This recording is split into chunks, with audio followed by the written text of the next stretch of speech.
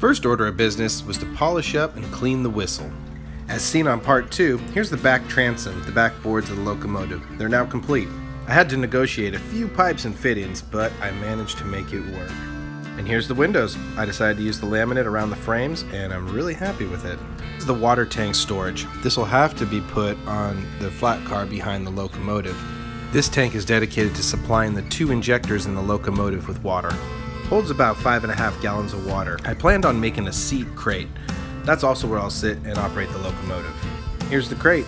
The hole is not a latrine, it's actually to fill the water.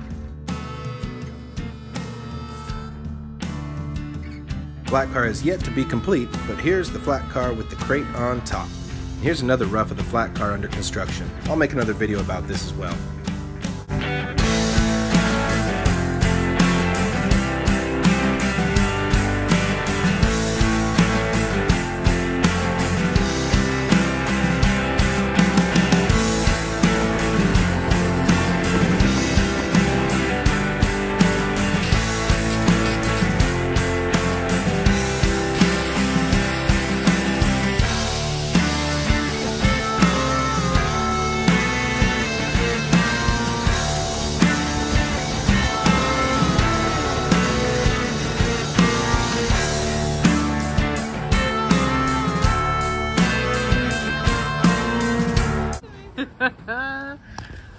As seen in part 1, that was the first time the Inland Empire had ever run in the last 8 years. It was a pretty glorious day.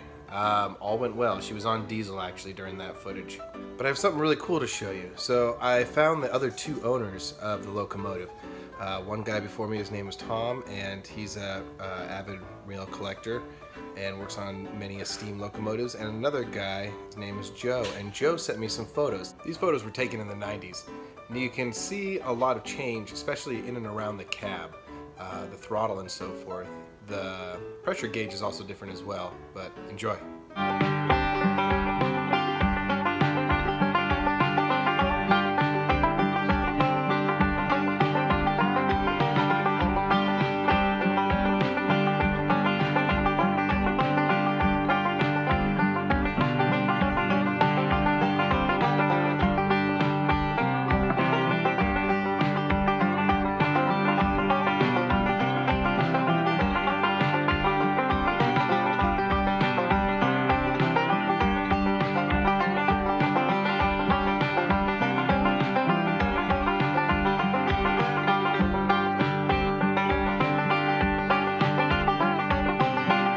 It's important to note that Butter Pig has a Briggs boiler. Now, the difference between a Briggs boiler and your basic conventional boiler really is the water jacket that's surrounding the firebox and the back head. I do not have a water jacket surrounding the firebox or the back head. Water just sits in the front and on top of the firebox. Pictured here is a Briggs boiler. You can clearly see there's no water jacket surrounding the firebox or the back head.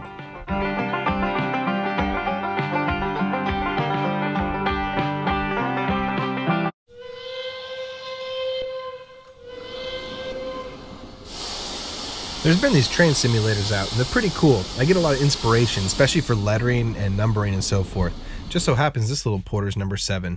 My little daughter's birthday's in July, so I'm going to number my locomotive number 7 as well.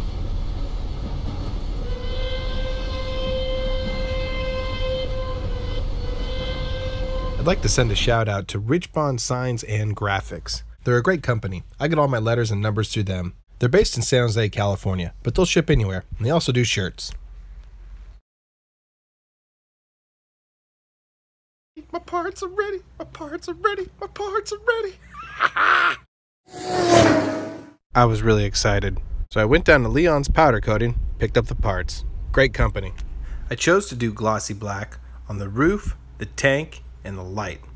And I also chose to do the cab matte black. I've seen the glossy and matte black color scheme done a few times on other locomotives. I was really happy with it. So I chose to do that on the little Porter. Here are some of the fresh parts back from powder coating. After looking over some of the parts, I made a plan to install the light first. And here's the matte black cab being unwrapped.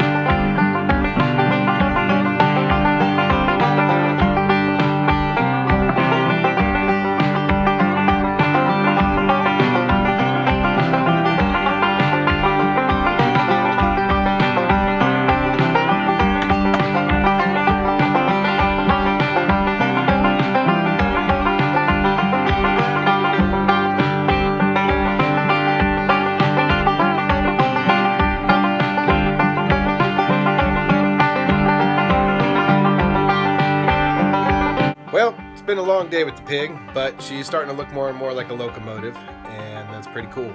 Next week we're going to attach the tank, so I'm painting some hardware in order to do so.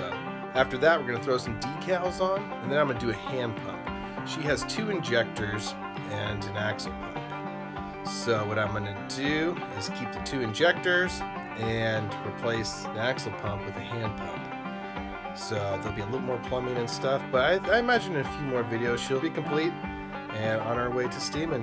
Thanks for tuning in, and always keep steaming.